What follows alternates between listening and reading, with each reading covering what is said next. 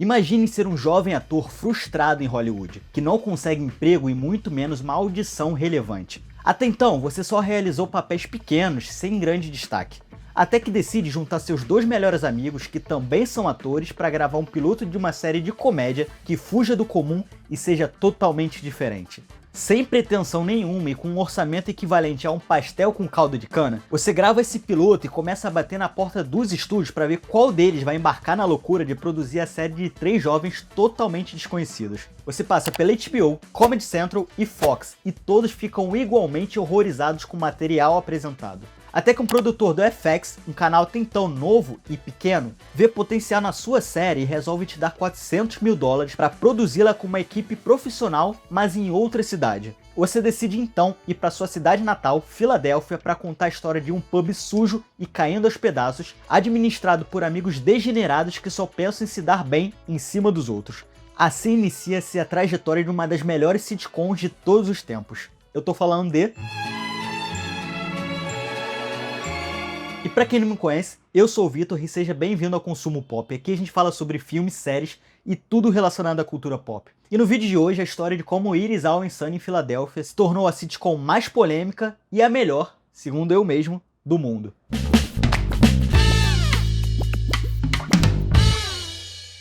O surgimento de It Is Always Sunny em Filadélfia está intrinsecamente ligado às frustrações dos seus criadores com Hollywood. Rob McElhenney, o criador da série, era um jovem que havia largado a faculdade e se mudado para Nova York para focar exclusivamente na atuação. Foram diversos papéis e testes que não levavam a lugar nenhum. Projetos grandes em que suas cenas eram cortadas sem mais nem menos, ou até roteiros que eram comprados, mas que no final não eram produzidos. Já vivendo em Los Angeles, ele se sentia desiludido com a forma como Hollywood era uma máquina de destruir sonhos. Todos os anos, atores, roteiristas e diretores chegam à cidade com aquela ambição hollywoodiana, acreditando na possibilidade de brilhar em suas carreiras. Mas rapidamente se desiludem com uma realidade triste. 90% dos profissionais que chegam em Hollywood dificilmente conseguem emprego. Muitos precisam desistir das suas carreiras para trabalhar em outras áreas e outros vivem por anos fazendo freelas para poderem pagar as contas. Esse era o caso de Rob, que viveu por anos em uma garagem e trabalhando como garçom entre um teste e outro. Ao se dar conta de que os estúdios de Hollywood dificilmente davam oportunidades para novos atores e que o controle criativo era extremamente burocrático e rígido, onde os produtores davam diversos pitacos no que poderia ou não ser feito, ele logo entendeu que em Hollywood a única garantia que seu trabalho vai ver a luz do dia é tendo controle criativo total.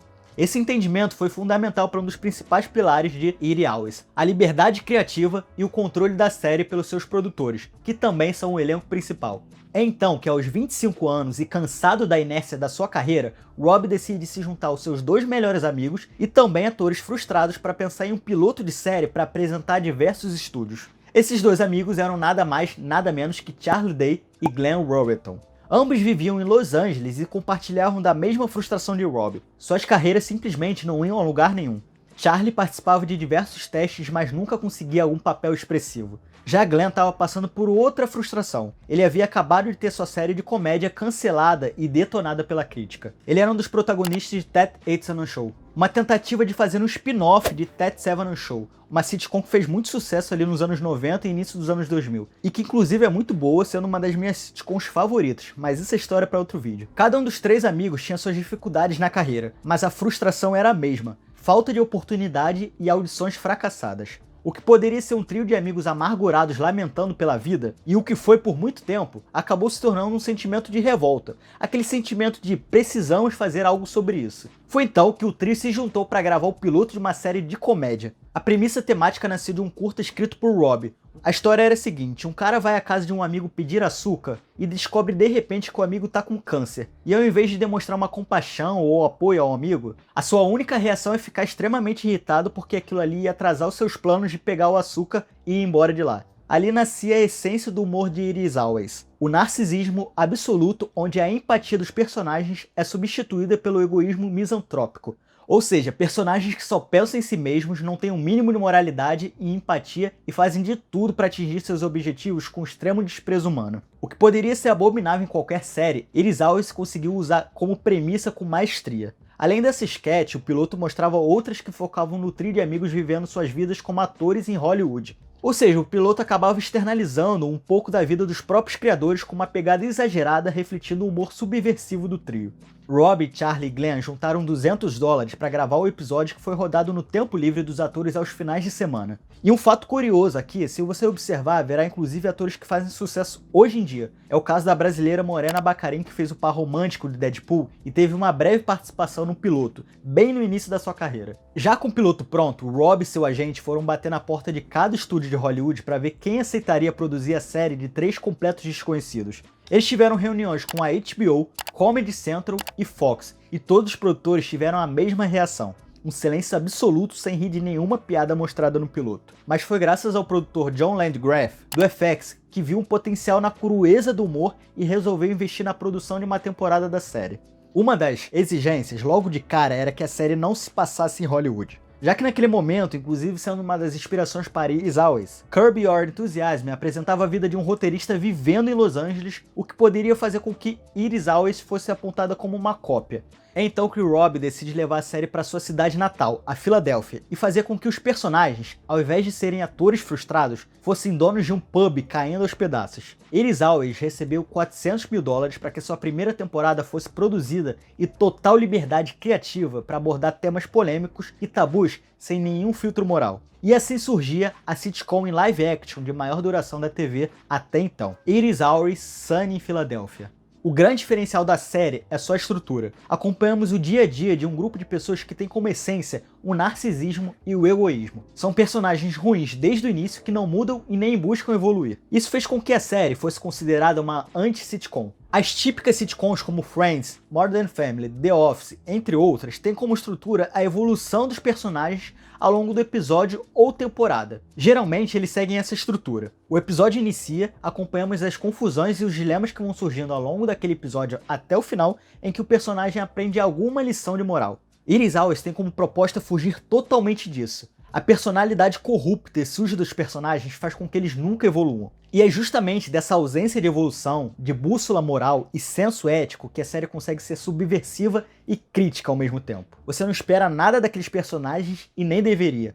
Por eles serem pessoas essencialmente ruins, a série tem liberdade para fazer diversas piadas que fora do contexto da série seriam extremamente ofensivas, mas que dentro daquela lógica funcionam perfeitamente. É uma série que consegue andar na linha tênue do cancelável, mas que no fundo está sendo bastante crítica. A série funciona na mesma lógica, por exemplo, de South Park. A animação em diversos episódios consegue ser extremamente polêmica, mas tudo que é mostrado tem um fundo crítico por trás. Para vocês terem uma ideia de como It Is Always funciona, eu vou dar 2 exemplos. Em um determinado episódio, os personagens acham simplesmente um bebê no lixo. Com isso, ao invés de logicamente procurarem as autoridades, eles resolvem ganhar dinheiro com uma sessão de fotos de bebê. Já nessas sessões de foto, eles descobrem que uma criança negra ou latina conseguem ganhar muito mais dinheiro nessas sessões de foto. E então o que eles decidem fazer? Bom, eles decidem simplesmente pintar esse bebê para parecer mais latino. Já em outro episódio, eles descobrem que é possível ganhar um benefício do governo se você for usuário de drogas. Ao chegar para buscar o benefício, eles descobrem que precisariam fazer um exame de sangue para constatar o uso de drogas. Bom, e o que eles resolvem fazer? Usar crack para que isso apareça no exame de sangue. Acontece que, obviamente, eles se tornam viciados e vão parar na Cracolândia. E no episódio seguinte está tudo normal, como se no anterior eles simplesmente não tivessem virado cracudos. Ou seja, a série acaba se beneficiando dessa ausência de evolução, pois a série sabe que eles são o que são e não vão mudar. É como se os personagens vivessem um eterno purgatório, no caso, o pub, e tudo que eles fizerem na vida voltarão para o mesmo estaca zero. São personagens que vivem em looping querendo se dar bem em cima dos outros ou em cima dos próprios amigos e farão de tudo para ter prazer imediato ou ganhar dinheiro.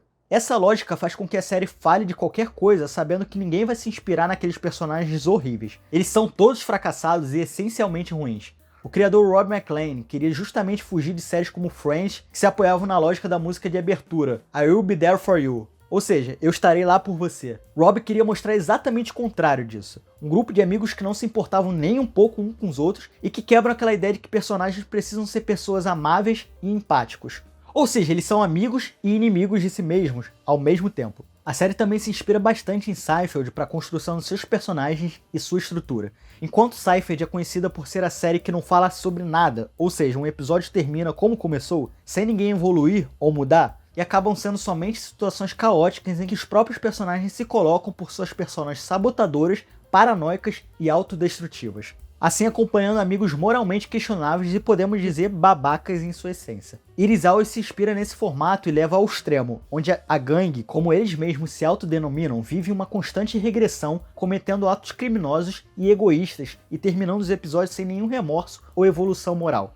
Rob também se inspirou, querendo ou não, em Tony Soprano para a construção dos personagens de Iris Always. Ele percebeu que um protagonista pode ser um psicopata ou uma pessoa horrível e ainda assim ser extremamente fascinante e divertido de se acompanhar na tela. Naquela época, Soprano surgia como uma série que revolucionou a TV apresentando um anti-herói bastante questionável, dando protagonismo para um ser humano que poderia fazer as piores coisas possíveis. Isso abriu a porteira para personagens complexos como Walter White em Breaking Bad, Don Draper em Mad Men, e também com os personagens de Iris Always e suas personalidades desprezíveis e caóticas. Já pro formato visual e de roteiro, os criadores queriam fugir de cores vibrantes e de uma iluminação perfeita de comédias americanas da época. Eles se basearam fortemente em The Office na sua versão britânica e, como eu falei, Curb Your Enthusiasm, de Larry David. A intenção era ter uma estética faça você mesmo, parecendo um documentário barato, sujo e desleixado, o que refletia perfeitamente a decadência moral dos donos do Pad's Pub. Além disso, eles implementaram a técnica de cross-shooting. Em vez de filmar um ator e depois virar a câmera para outro lado, eles usam múltiplas câmeras filmando todos os atores ao mesmo tempo. Isso permite que a energia frenética tão característica da série seja capturada sem interrupções, mantendo o time de comédia agressiva que é a marca registrada da série. Com todos esses conceitos elaborados, Iris Always Sunny em Filadélfia estreou oficialmente em 4 de agosto de 2005. Inicialmente, a primeira temporada não teve a audiência esperada, sendo na verdade considerada um enorme fracasso, com episódios que eram evoluções das sketches do piloto original. É o caso do episódio Charlie tem câncer, que é o episódio mais desenvolvido da ideia inicial da sketch do amigo que descobre que o outro tem câncer após pedir um pouco de açúcar. Mas apesar da baixa audiência, a série recebeu críticas positivas, sendo considerada bastante inteligente e boba ao mesmo tempo, sendo essa uma das principais essências da série. Ao mesmo tempo que consegue ser extremamente crítica e inteligente, ela faz de tudo para parecer extremamente boba e idiota. Esse acaba sendo o equilíbrio perfeito de uma série que faz de tudo para não se levar a sério e ser um espaço aberto de liberdade criativa.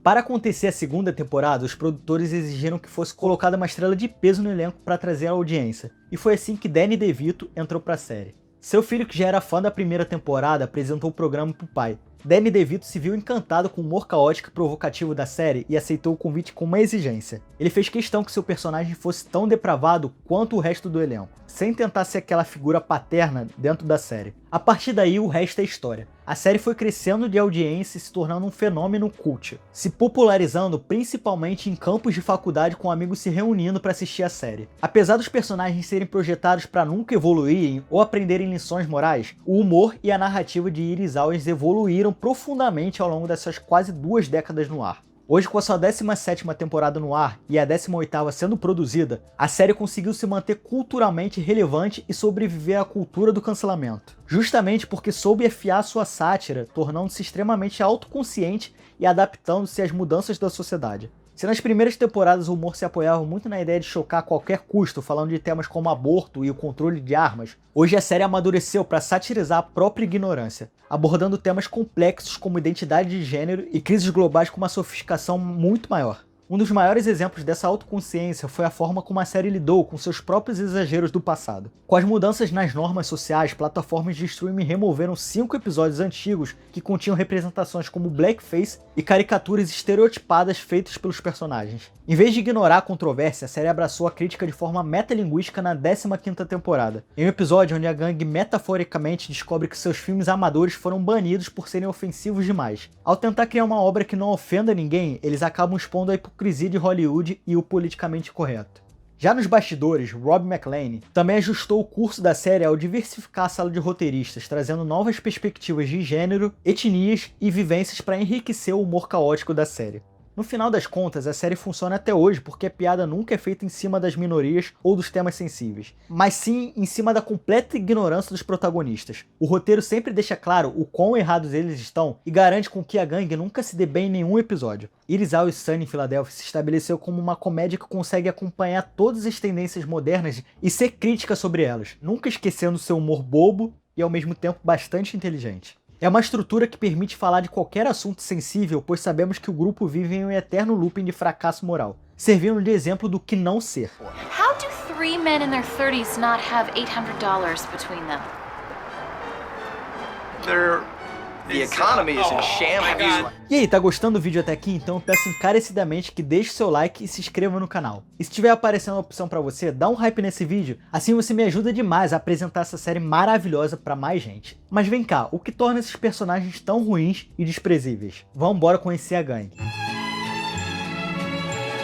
Começando com meu personagem favorito, Dennis Reynolds, interpretado pelo Glenn Riverton, um dos roteiristas e produtores da série. Dennis é o mais perigoso do grupo em nível de manipulação. Ele só perde pro Frank, interpretado por Danny DeVito. Por fora, ele tenta parecer o mais inteligente e culto do grupo, mas ao longo da série ele se revela um sociopata com delírios de grandeza, chamando de si mesmo em vários episódios de Deus Dourado. Begone, vile man! Begone from me! A transporter of gods! The Golden God! Ele é motivado por uma necessidade doentia de controle, dizendo o que cada um pode ou não fazer. E a maioria da gangue desconfia que no fundo ele possa ser um serial killer. Whoa! Dude, what's all that stuff you're grabbing? Tools! Duct tape, zip ties, and gloves! I have to have my tools! Já o Mac, interpretado pelo criador e roteirista Rob McElhenney, é o autoproclamado chefe de segurança do bar. Mas sua personalidade é toda baseada em tentar provar uma masculinidade que ele não tem. Aqui temos o personagem mais hipócrita da série. Ao mesmo tempo que é homofóbico, todos do grupo no fundo desconfiam que ele seja gay. Além disso, é o mais covarde do grupo, sempre fugindo de brigas reais e fingindo que sabe karatê.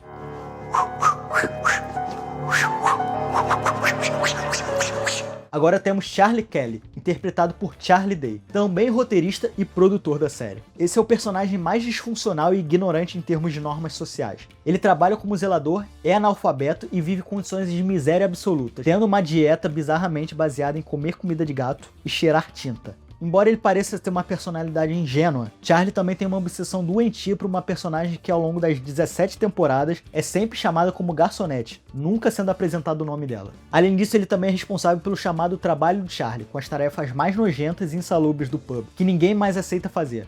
Oh shit, buddy, I gotta dig a little deeper. There's no Pepe Sylvia, you gotta be kidding me! I got boxes full of Pepe! Temos também a única protagonista feminina do grupo, a Dee Reynolds, interpretada pela Caitlin Olsen e na série a irmã gêmea do Dennis. No início da série ela começa tentando ser a voz da razão do grupo, mas ao longo das temporadas ela se torna tão depravada quanto os outros. Ela é consumida por um ressentimento de ser uma atriz fracassada, mas que na verdade não tem talento nenhum. No seu desespero por atenção e validação, Dee consegue ser tão cruel e predatória quanto o irmão. Ela é o alvo constante do machismo do grupo, que a exclui de tudo e a humilha sem parar. Esse desprezo dos amigos só a deixa mais rancorosa e disposta a arruinar a vida de qualquer um para tentar se sentir superior por um momento. Além de ser a mais invejosa do grupo quando tem outra figura feminina perto dela.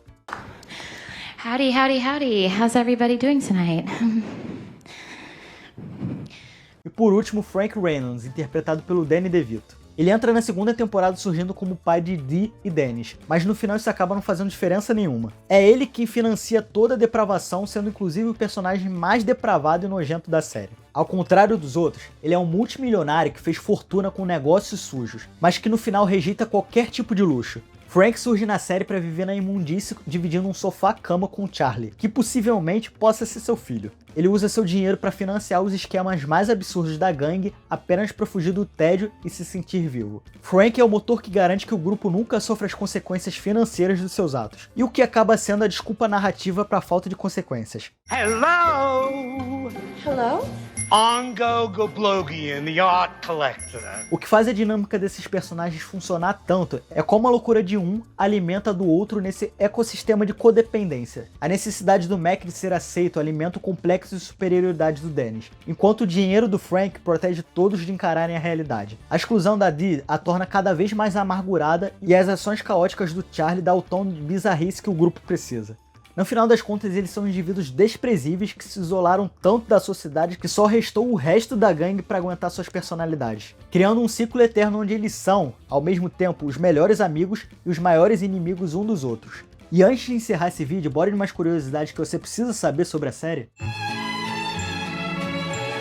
Mas vem cá, você sabe como surgiu o nome da série? O Glenn Riverton estava na academia ouvindo a música The Sun Always Shines on TV, do A-ha. E com essa ideia decidiram batizar o projeto com esse mesmo nome. Esse inclusive era o nome do piloto original, mas ao passar a série para Filadélfia, o final do nome foi alterado. Além disso, hoje em dia, Rob McElhenney e a Caitlin Olsen são casados graças à série. Mas lá no piloto original, quem interpretava a Dee era Jordan Reid, uma namorada do Rob na época. Quando o namoro acabou, ela foi trocada pela Caitlin. Isso acabou se tornando uma das polêmicas anos depois, com a Jordan afirmando que o Rob havia prometido que ela estaria no elenco e seria uma das produtoras junto com Charlie e o Glenn. Para a série conseguir durar tanto tempo, o trio de amigos teve que criar um pacto para evitar conflitos de ego e brigas nos bastidores. Eles estabeleceram a democracia do conflito. Se dois deles concordarem com uma piada, o terceiro é obrigado a aceitar a derrota e seguir em frente, sem briga de ego. Outro pilar da série é o David Hornsby. Além de interpretar o Rickety Cricket, um personagem que aparece esporadicamente cada vez pior do que da última vez, ele é um dos principais roteiristas e produtores da série.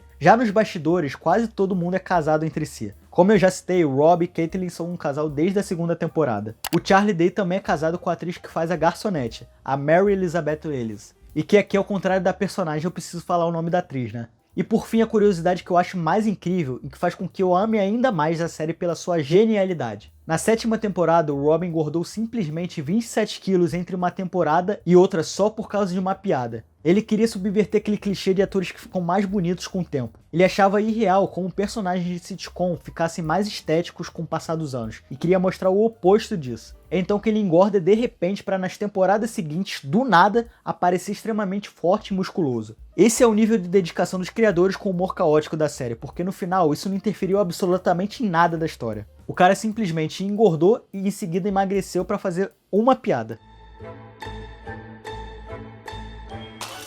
E galera, eu preciso confessar pra vocês, essa é minha sitcom favorita. Eu tenho muito carinho pela forma como essa série consegue manter sua liberdade criativa, o seu humor ácido e bobo ao mesmo tempo, sem se levar a sério em nenhum momento, e em como o elenco consegue se manter unido por tanto tempo. Eu enxergo Iris Hall em Sunny em Filadélfia como um projeto de vida daqueles atores. Muitos ali têm carreiras de peso no cinema, como Charlie Day, que recentemente dublou o Luigi em Super Mario, e a Caitlin Olsen, que está estrelando recentemente a ótima série Uma Mente Excepcional. Sem nem falar do Danny DeVito e a sua trajetória cheia de sucessos na carreira, né? Mas no final das contas, todos eles voltam há mais de 20 anos para gravar uma nova temporada da série. É visível que em meio às infinitas limitações criativas e burocráticas de Hollywood, os atores que também são os roteiristas e os produtores encontraram um lugar para experimentar as possibilidades do humor com total liberdade e com uma escrita caótica. Graças à sua estética e o controle criativo, dá pra ver que essa é uma série de amigos, feita por amigos, onde todos conseguem ter voz e se divertir. Isso é extremamente raro hoje em dia e Iris Hall em Sunny em Filadélfia faz isso com maestria. Eu indico essa série para absolutamente todo mundo que eu conheço e caso você não tenha visto, eu espero realmente que você veja. E caso você também ame essa série como eu, compartilhe esse vídeo com algum amigo.